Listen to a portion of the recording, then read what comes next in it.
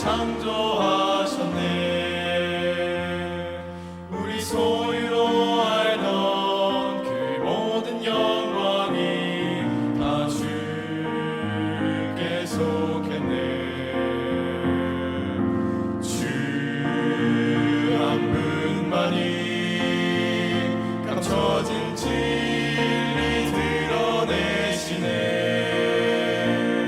주의 모든 예외를 그 어느 누구도 바꿀 수 없으니 주 한 분만이 온 우주의 통치자 되시네. 생명 있는 모든 것 오직 하나님만 찬양케 하소서.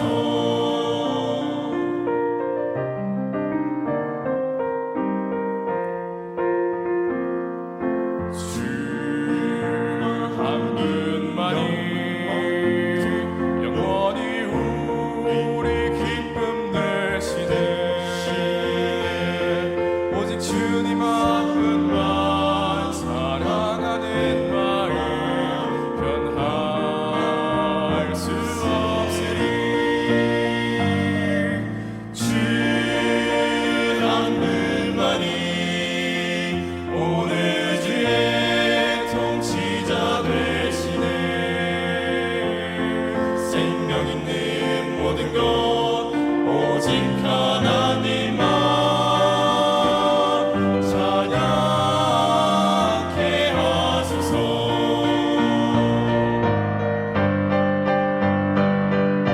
주 한 분만이 온 우주의 통치자 되시네.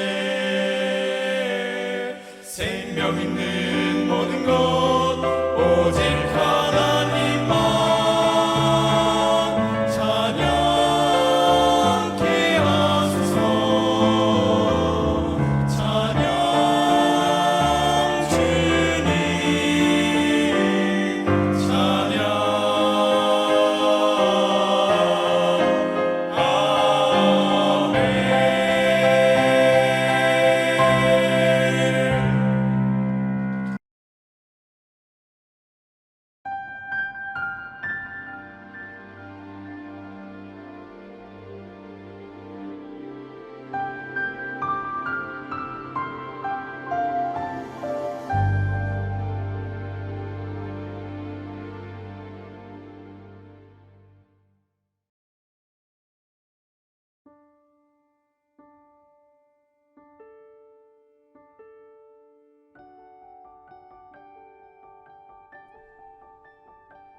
하나님이여, 내 마음이 확정되었고 내 마음이 확정되었사오니 내가 노래하고 내가 찬송하리이다. 시편 57편 7절. 사울에게 쫓기던 다윗은 엔게디 광야에 이르러 깊은 굴에 몸을 숨깁니다. 한 줄기 빛도 들지 않는 동굴 속에서 다윗은 무슨 생각을 했을까요? 어쩌다 이런 신세가 되었는지 탄식했을까요? 아니면 자신을 죽이려고 사자처럼 돌아다니는 사울 왕을 원망했을까요? 누군가 던져놓은 그물에 걸려 넘어지듯이 갑작스레 찾아온 시련. 하지만 차가운 바닥에 무릎 꿇은 다윗은 고통으로 탄식하는 대신 하나님의 은혜를 노래합니다. 때로 시련은 우리에게 유익이 되기도 합니다. 바람이 불면 배가 더 빠르게 나아가는 것처럼 말이죠.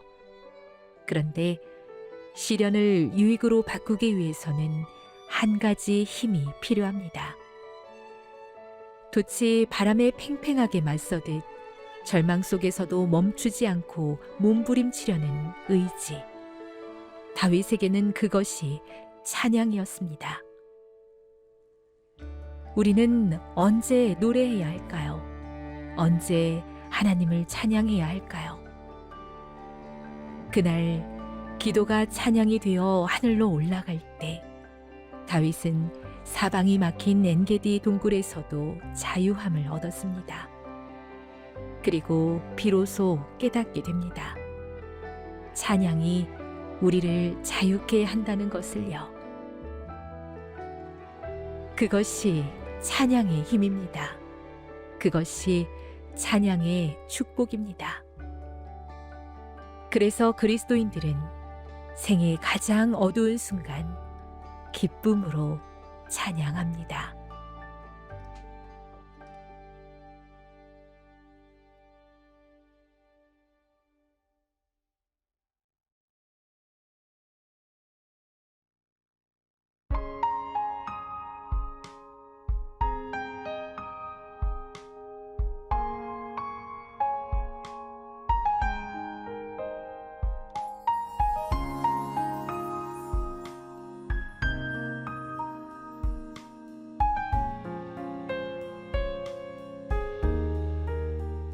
노래하리 나의 구주 또 그 놀라운 사랑 내게 자유 주시려고 십자가를 지셨네. 노래하리 나의 구주 그의 피로 사셨네. 십자가에 달리셔서 나의 죄값 지었네. 전파하리 놀라운 일 나의 잃은 영혼을 크신 사랑 자비로서 거저 속량하시니. 노래하리 나의 구주 그의 피로 사셨네. 십자가에 달리셔서 나의 죄값 치렀네.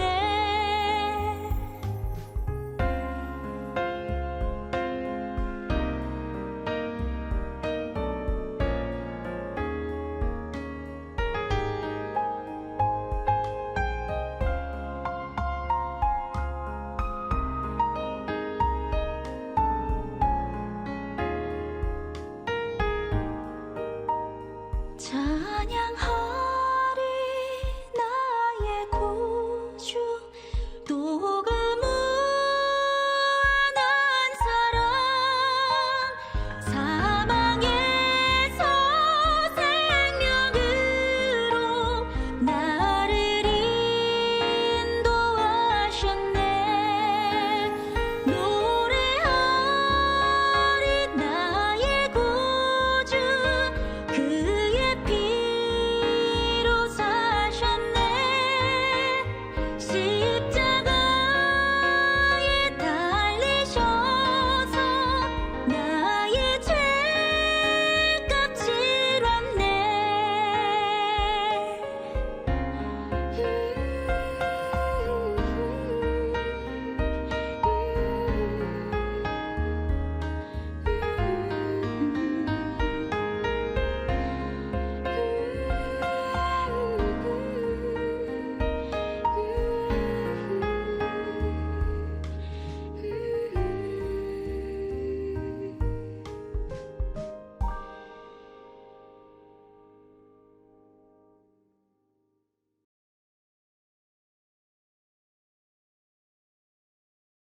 다산교회 성도 여러분 안녕하십니까?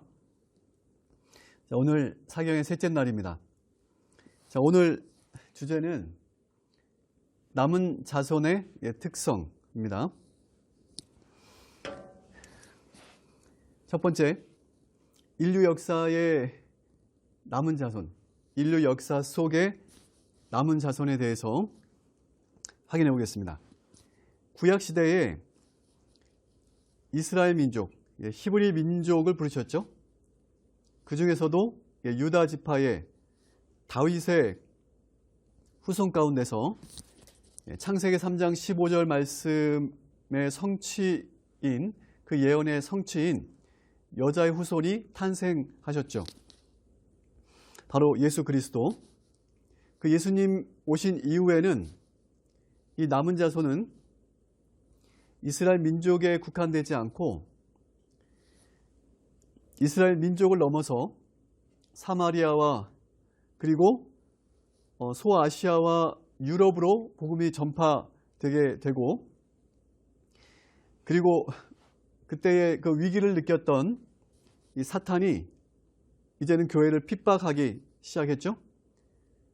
그리고 종교 암흑 시대가 오게 되고, 그리고 종교 암흑 시대가 진행되는 동안에 말틴 루터가 종교 개혁을 일으키게 되죠. 이 종교 개혁을 기점으로 이 프로테스탄트 개신교회들이 카톨릭 교회로부터 타락하고 부패한 이 카톨릭 교회로부터 분리되어 나오게 되었죠. 그리고 그 중에 청교도들이 1620년 메이플라워를 타고 대서양을 건너서 현재 미국 플리머스에 도착하게 됩니다. 신대륙이었던 이 아메리카죠. 아메리카에 도착해서 종교 자유가 보장된 거대한 개신교 국가를 만드는 어떤 기초를 놓게 되는 것입니다. 그리고 그 개신교 국가 미국을 위시로 해서 여러 기독교 교단들이 이 해외 선교에 참여하게 되고요. 그로 인해서 복음의 불모지였던 아시아와 아메리카 그리고 또 아프리카 지역에 복음이 확산되기 시작합니다. 그리고 1800년대 전반기에 예수님의 재림에 대한 관심이 증폭되게 되죠. 우리가 아시는 것처럼 윌리엄 밀러를 중심으로 재림운동이 확산되면서 많은 사람들이 예수님의 재림을 준비하는 그런 일들이 있었죠. 그러나 우리가 아시는 것처럼 그 재림운동은, 그 역사 속의 재림운동은 대실망으로 끝나게 되고요. 그 후에 1860년도에 제7대 안식의 재림교회라는 이름으로 재림교회가 시작이 됩니다. 그리고 1863년에 재림교회 대총회가 조직되면서 공식적으로 복음 사업을 시작하게 되는 것이죠. 그리고 재림교회는 각 교단에 흩어져 있는 이 성경의 진리들을 모아서, 그리고 이 엘렌 화이트의 계시를 통해서 다른 교단에 없는 특별한 진리들, 대쟁투 기별을 포함해서 하늘 성소 기별 또는 조사 심판, 건강 기별, 그리고 안식일, 영혼 불멸설 등과 같은 성경적 진리들을 찾아내어서 체계화하면서 복음 사업이 점점 발전되게 되죠. 우리는 재림교회가 계시록 12장 17절에서 말하는 남은 자손이라고 믿습니다. 그렇다면 그 성경적인 근거들을 다시 한번 우리 확인해 볼 필요가 있다고 생각이 됩니다. 먼저 예언적으로 또는 역사적으로 정말 재림교회가 남은 교회인지 다시 한번 확인해 보도록 하겠습니다. 자, 이렇게 역사 속에 남은 자손들을 확인해 보았고요. 자, 계시록 12장 13절에 보시면 용이 자기가 땅으로 내어 쫓긴 것을 보고 남자를 낳은 여자를 핍박하는지라. 자, 여기서 남자는 누구죠? 여기서 남자는요,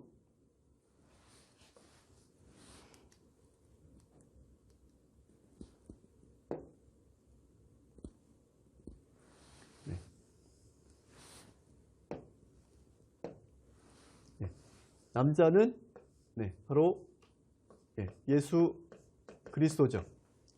그리고 여자를 핍박한다고 했는데 이 여자는 네, 우리가 아시는 것처럼 네, 교회를 의미합니다. 자, 그 여자가 큰 독수리의 두 날개를 받아 광야 자기 곳으로 날아가 거기서 그 뱀의 낯을 피하여 네, 한때 그리고 두때 그리고 반때를 양육받으니. 자, 17절에 이 남은 자손에 해당되는 그 역사적 또는 예언적 상황들을 살펴보는 것인데요. 이 남은 자손은 이 뱀의 낯을 피하여, 그러니까 교회를 핍박하는 이 사탄의 낯을 피해서 한때 두때 반때를 양육받을 것이다.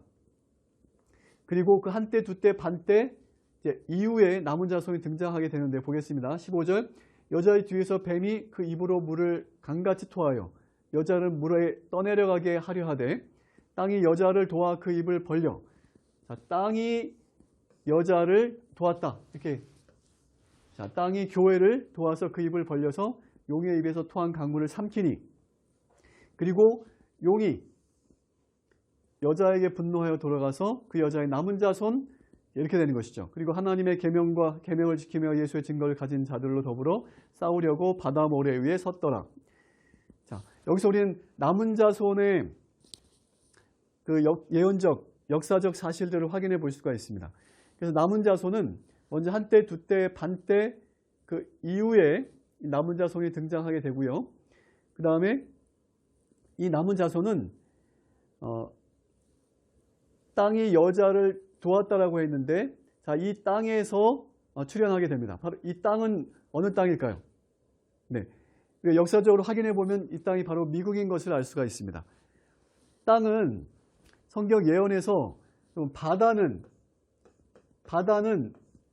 무리, 많은 무리를 의미한다면 반대로 이 땅은 사람이 거의 없는 한적한 곳을 상징하는, 의미하는 것인데요.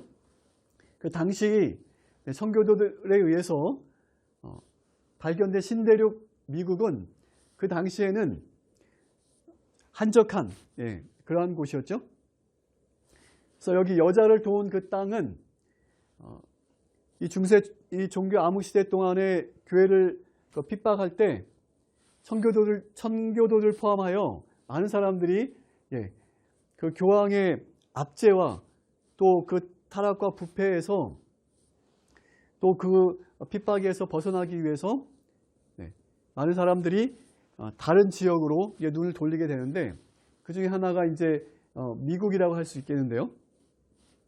왜 미국을 남은 자손이 출현한 곳으로 보느냐면, 이 미국이 정교가 분리된 이 민주주의 체제를 기반으로 해서 거대한 개신교 국가를 이루게 되고, 이 미국의 이 개신교 정신, 기독교 정신 또는 성경의 정신이 오늘날 전 세계에 영향을 미쳤고, 그 가운데서 재림운동이 일어나고 그 이후에 제7안식 재림교회가 출현하는 그런 바탕이 되기 때문에 우리가 여자를 도운 땅을 우리가 역사적으로 미국으로 우리가 보게 되는 것입니다. 자, 그래서 이 한때, 두때, 반때는 우리가 이미 예언을 통해서 확인한 것처럼 교황권이 확립된 AD 538년부터 538년에 시작해서 AD 1798년 교황권이 죽게 된 것 같은 상처를 입은 그 해이죠. 1798년 프랑스 혁명, 식민혁명을 통해서 당시 피우스 6세가 프랑스 발렌스로 유배되는 그런 역사적인 사건이 있었죠. 그 가운데 루터의 종교개혁 운동이 있었고 1620년에 천교도들이 미국, 지금의 미국으로 이주하면서 개신교 국가 미국이 발전을 이루고 그 바탕으로 해서 전 세계 복음이 전해지는, 그리고 제7안식 재림교회가 출현하는 그런 역사적 배경을 가지고 있는 그런 중요한 그런 성경 이제 예언이라고 할 수 있겠습니다. 자, 남은 자손의 또 다른 중요한 특성이 있죠. 바로 영적인 특성인데요. 그것도 우리가 확인해 보려고 합니다. 바로 이 남은 자손은 하나님의 계명, 하나님의 계명을 지키며 그리고 예수의 증거를 가진 자들이다. 자, 이렇게 계시록 12장에서는 확인해 주고 있습니다. 자, 그러면 이 조건에도 이 특징과도 부합돼야 되겠죠. 첫 번째, 마지막 남은 자손의 특징, 이 세 가지인데요. 이번 사경의 교재에는 세 가지, 남은 자손의 특징을 세 가지로 지금 설명하고 있습니다. 왜 세 가지인지는 다음 시간에 설명을 드릴게요. 오늘은 첫 번째 하나님의 계명과 관련해서 살펴보도록, 확인해 보도록 그렇게 하겠습니다. 자, 첫 번째, 하나님의 계명, 계명 준수의 목적, 그리고 대쟁투와 율법의 준수. 자, 하나님의 계명의 준수의 목적이 무엇일까요? 계명 준수의 목적은 우리가 구원받기 위해서 계명을 지키는 것이 아니죠. 계명 준수의 목적은 무엇입니까? 우리가 하나님의 백성이 되기 위해서 계명을 지킨다기보다는 우리가 하나님의 백성이 되었기 때문에 또 그분의 계명을 즐거이 우리가 지키는 것이죠. 오늘 우리가 대한민국 헌법을 지키는 이유는 대한민국 국민이 되기 위해서라기보다는 대한민국 국민이기 때문에 당연히 대한민국 법을 지키는 것과 같은 이치라고 할 수 있겠죠. 신명기 5장 15절에 보면 우리가 잘 아시는 말씀이죠. 너는 기억하라. 내가 애굽 땅에서 종이 되었더니 너의 하나님 여호와가 강한 손과 편팔로 너를 거기서 인도하여 내었나니 그러므로 너의 하나님 여호와가 너를 명하여 안식일을 지키라 하느니라. 우리가 이 성경절 잘 기억하고 계시죠? 자, 기억하라고 말씀하고 있으니까, 그렇죠? 왜 기억해야 되느냐? 자, 여기 안식일 계명의 중심인 안식일과 관련되어 있기 때문이죠. 그래서 10계명 네 번째 계명에도 기억하라는 말씀이 반복해서 나오고 확인해주고 있는 것입니다. 자, 기억하라는 것입니다. 무엇을요? 애굽에서 이끌어내신 사실을 기억하라. 그러므로 안식일을 지켜라. 이렇게 말씀하고 있는 것이잖아요. 그래서 우리가 이스라엘 백성들이 광야에서 안식일을 지킨 것은 애굽에서 구원받기 위해서 지킨 것이 아니라 애굽에서 구원함을 받았기 때문에 안식일을 지켰다는 얘기죠.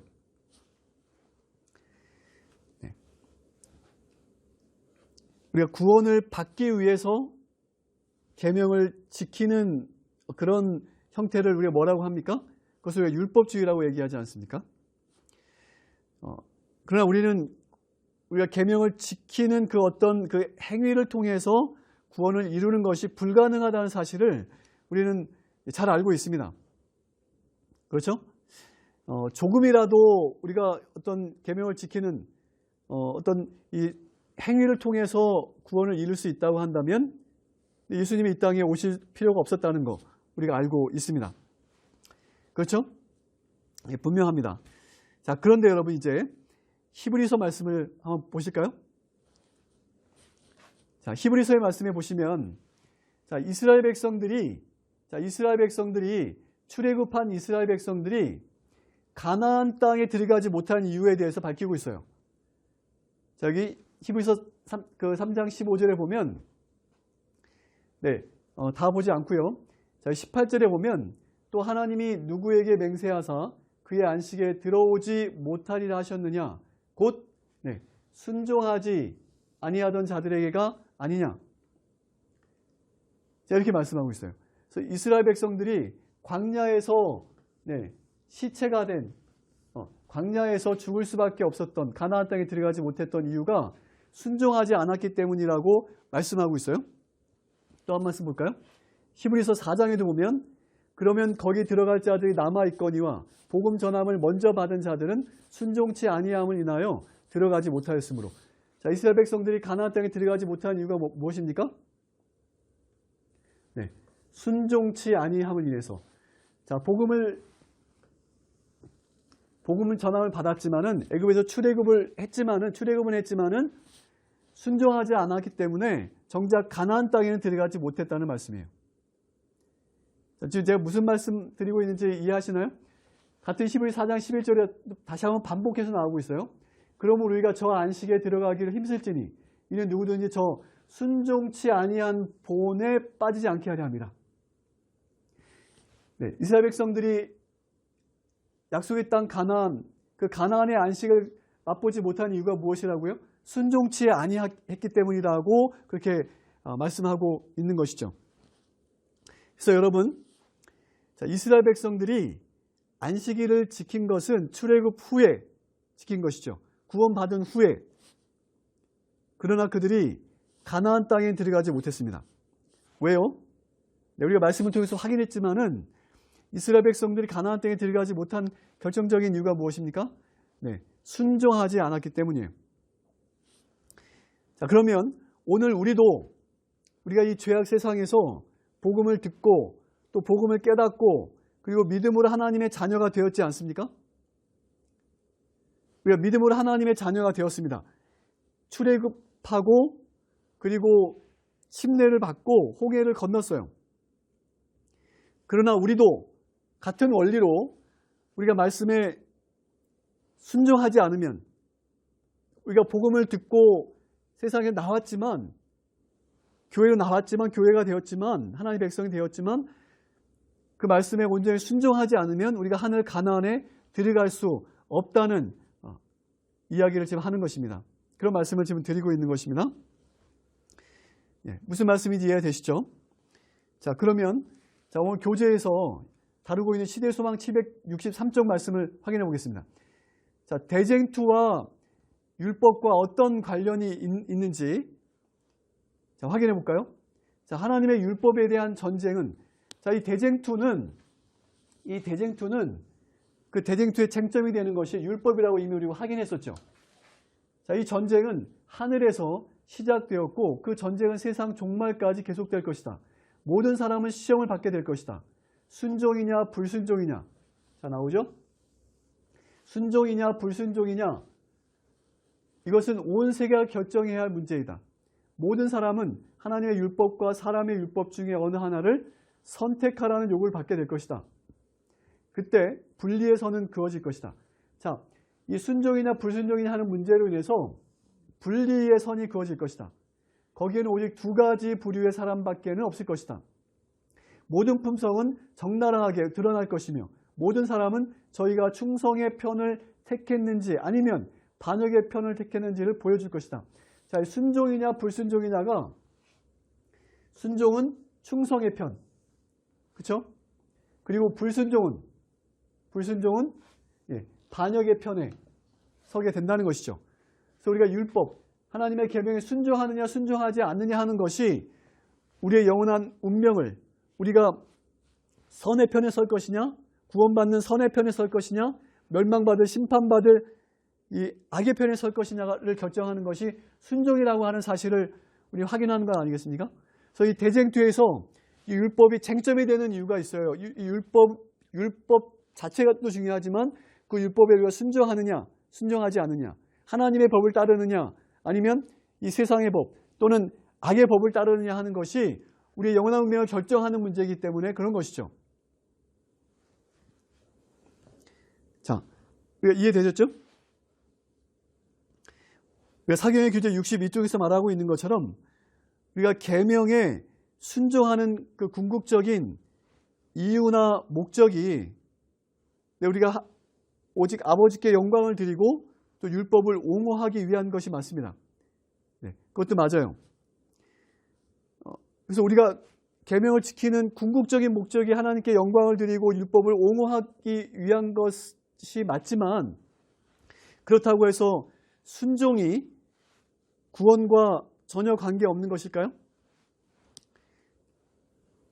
여러분, 순종이 구원받는 문제와 이 순종이 전혀 관계가 없는 것이라면 여러분, 순종하지 않아도 구원받을 수 있다는 그런 또 주장을 할 수 있겠는데 여러분, 그것이 가능한가요?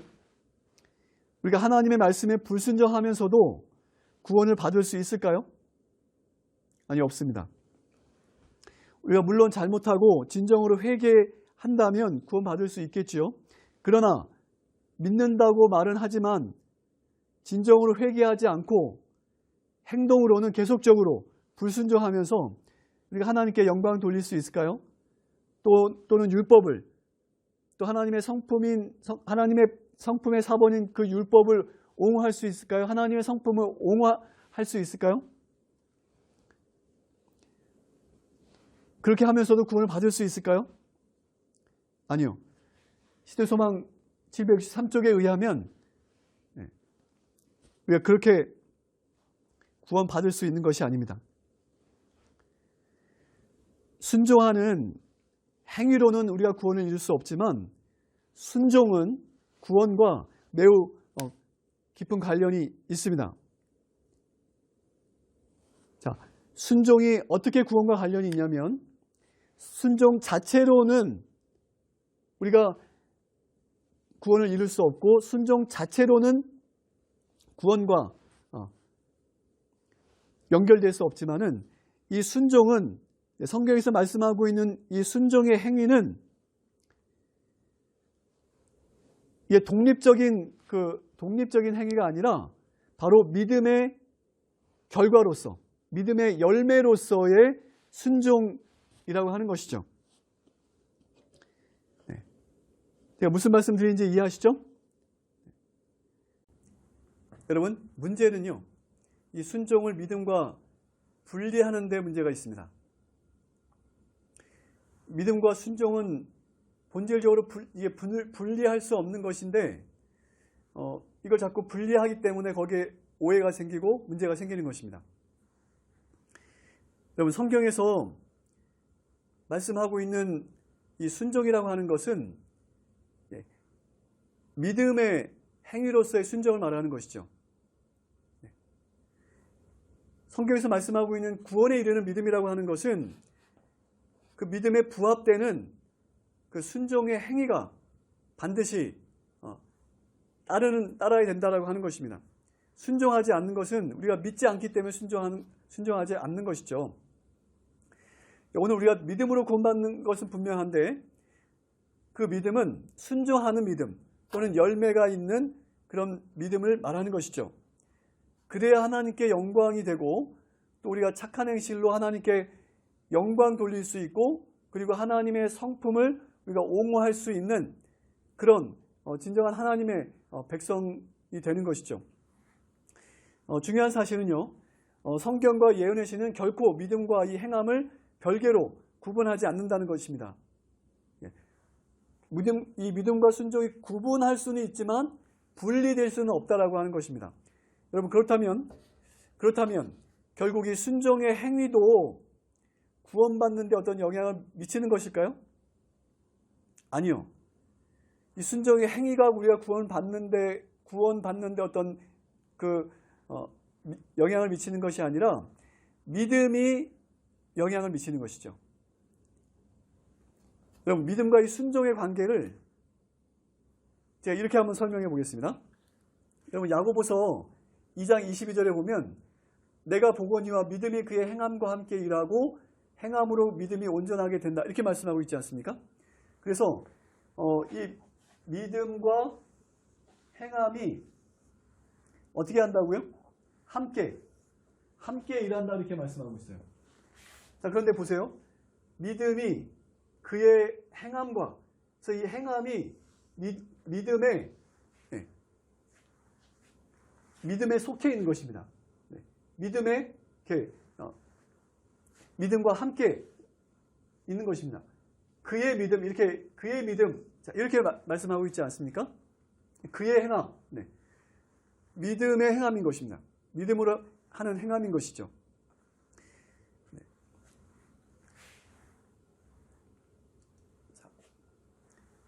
자, 우리 이 신체로 예를 든다면, 여러분, 우리가 팔굽혀펴기를 100번을 한다면 우리 몸이 건강해진다는 거 우리가 알죠.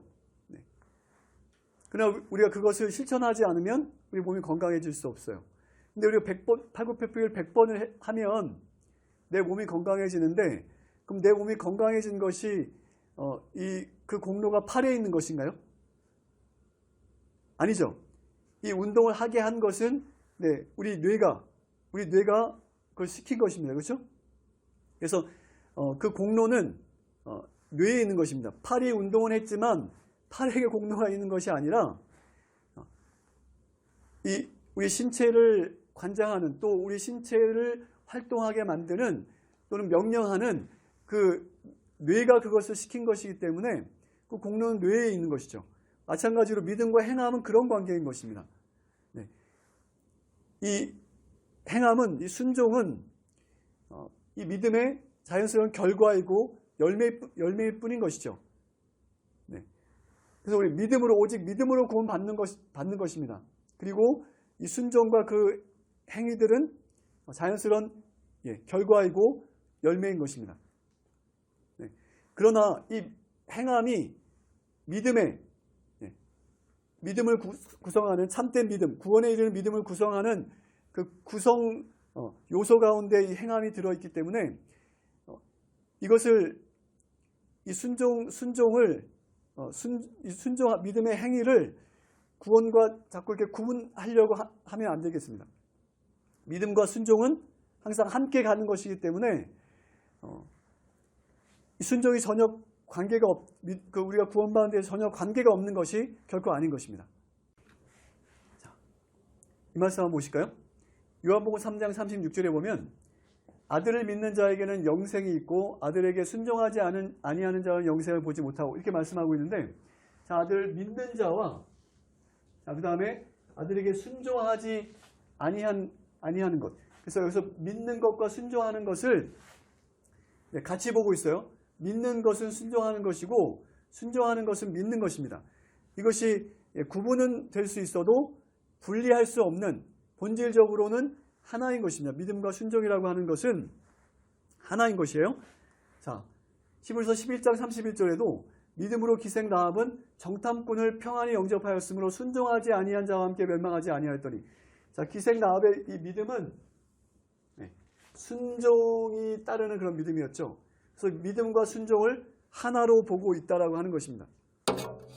이렇게 성경에서 말씀하고 있는 이 믿음은, 또는 믿음의 의는 순종과 별개의 어떤 것이 결코 아니라고 하는 것이죠. 자, 히브리 3장 그 말씀을 다시 한번 확인해 볼까요? 자, 이스라엘 백성들이 애굽에 들어가지 못한 이유도 순종하지 않았기 때문인데, 19절에 보시면 이로 보건대 그들이 믿지 아니함으로 능히 들어가지 못했다. 순종하지 아니한 것과 믿지 아니한 것을 지금 같이 보고 있습니다. 믿는 것과 순종하는 것이 같은 것이죠. 이렇게 성경은 믿음과 순종을 하나로 보고 있다는 것입니다. 근데 문제는 자꾸 이 믿음과 순종을 분리하려고 하는 데가 문제가 있어요. 이건 분리할 수 없는 것이기 때문에 우리가 구원을 받는 데 있어서 이 순종은 중요한 부분이라고 우리가 이해해야 되는 것입니다. 단지 믿음으로만 구원받는 것이 아니고, 성경에서 말씀하고 있는 참된 믿음은, 또는 구원에 이르게 하는 믿음은 그 열매인 순종이 따르는 그런 믿음이라는 사실을 오늘 제가 다시 분명하게 여러분들이 이해할 수 있게 되시길 바라겠습니다. 자, 오늘 말씀 여기까지 하시겠습니다. 기도하고 마치겠습니다. 하늘에 계신 하나님 아버지, 오늘 우리의 믿음이 성경에서 말씀하고 있는 참된 믿음인지를 다시 한번 돌아볼 수 있게 해주시고, 성경을 통해서 우리에게 요구하시는 참된 믿음, 구원에 이르는 믿음은 하나님 말씀에 온전히 순종할 수 있는, 믿음으로 순종하는 그런 믿음이라고 하는 사실을 이 시간에 다시 한번 기억하고, 우리가 이 땅에 남은 무리들로서 합당한 믿음으로 살아갈 수 있도록 도와주시기를 사랑이 많으신 예수 그리스도의 이름으로 간절히 기도합니다. 아멘.